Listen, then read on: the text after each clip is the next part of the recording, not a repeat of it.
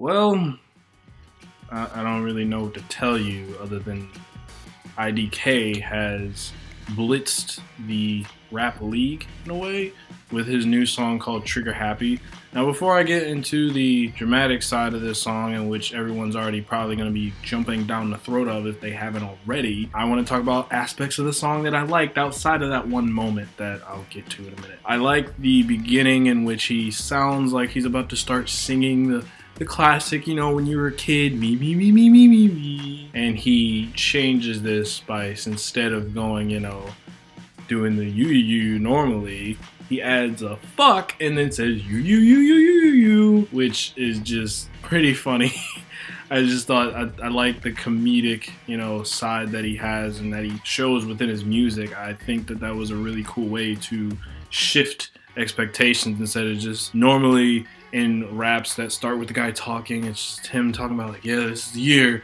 You're gonna stop friggin', you know, you're gonna stop looking down on me. I'm about to come and destroy everyone. Which, to IDK's credit, he does do a very good job of having that disposition and rapping about it from his perspective, which is obvious because it's always from the person who feels like they're being undermined perspective. But the way that he does it and the bars that he uses allows for his kind of chip on his shoulder to really, I guess, stand out almost in a way. I like the bar about basically people don't like you until you like make something hot and then they're beating your meat, but I will never skeet because I can never get turned on by a leech. That is probably the best way to say like I don't mess with fake people. I think that's one of the most skillful bars I've ever heard to describe like I don't mess with people. This is the essence of like lyrics and like rapping that I want to say people can appreciate. When you take a scenario that is, you know, typical and you reword it or reshift it musically to make it sound new and different without taking away from like the understanding of what it could be. There's a nice part during the chorus which you know, he's not, I don't think IDK is really the best singer, and I'm sure he knows that. I noticed during the chorus where he talks about, oh, I don't want to be trigger happy, like I have to like pray on this Bible, blah blah. There's a sound of him in the background going like, which is pretty like funny. Just having that in the background is like a nice little emphasizing that idea of him being trigger happy, because the title of the song Trigger Happy does infer that, hey, this probably is going to be about a guy who's like inches away from like, he just needs an excuse. He needs an excuse to be riled up. And though I don't think anyone was necessarily providing one, that may not be the case. That may not be true, considering the fact that the big thing that I'm holding off from talking about, it might have triggered him into making said song, but I don't know the full details or the full scope of the story, so I'm not gonna sit there and be like, this is exactly what it is, because that's armchair psychology, and I am sitting in a chair, but I'm not here to do that. I don't have the degree or the patience or the degree to do so. However, again, bars, like the narrative really that, you know, encompasses this song is essentially IDK feeling as though he's been undermined, he's been overlooked, and he's tired of that, and he's also just begging someone that does not have the skill, anyone that dares challenge him will get eviscerated by him lyrically and song wise, and he feels as though he's the best. And in rap, that's important to have that confidence, so I'm not gonna disparage him for that. I think that that's perfectly fine. There was one thing that I kind of, again, it was just the chorus and the hook coming. It's all right.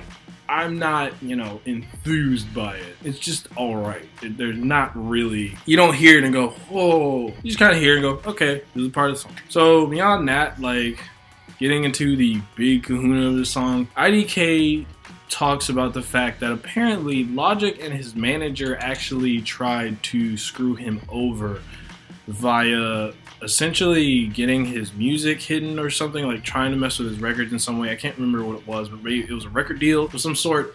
And basically, I'm pretty sure the internet didn't explode or anything, but it is kind of interesting that we just got done with like the Logic memes of like him trying to be black, which IDK immediately jumps on and talks about the fact that like Logic is trying to validate his blackness. And if you're gonna diss a guy, you might as well attack any like weak spot you can find. So not only does IDK dig up what potentially could be skeletons in a closet, we don't know.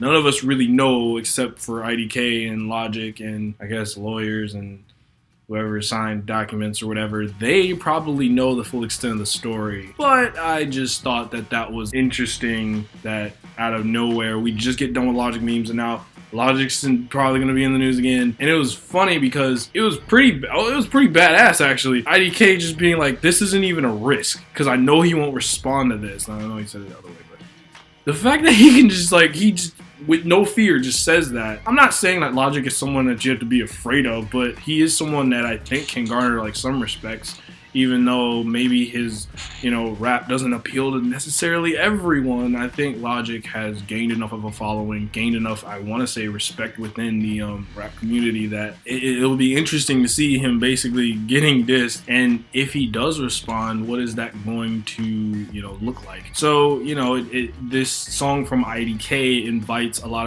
of speculation, and I'm curious to see, again, if Logic is to respond or if IDK's like statement was true, and then what does that mean? Like, how will people look at Logic if these like things that IDK brought up, these accusations, if they are to be believed and if they are true? Like, how does that make people look at Logic like, hey, that's kind of shady? We don't know the full extent of the story, and there's always two sides of the story, so who knows what could be going on with this whole IDK and Logic, I guess, beef that you can say, and Logic's manager's beef. He does say Logic's manager did it, but he goes at Logic pretty freaking hard. Overall, the song itself was, it was cool. I liked, like, it had a lot of cool lyrical moments, ones that I've already highlighted, and I think that IDK is a pretty good rapper. I personally had not really listened to anything like IDK wise, not because I didn't want to. I actually remember Dead End Hip Hop did a review on his one, I think his first album, and then I saw him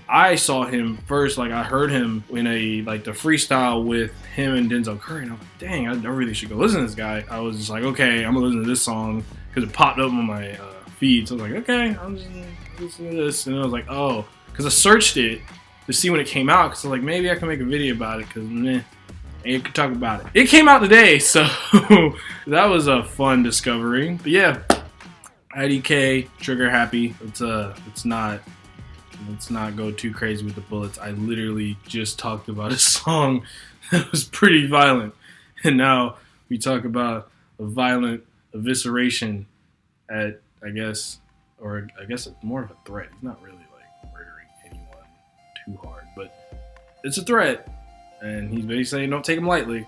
So IDK, I mean, I know what this guy says.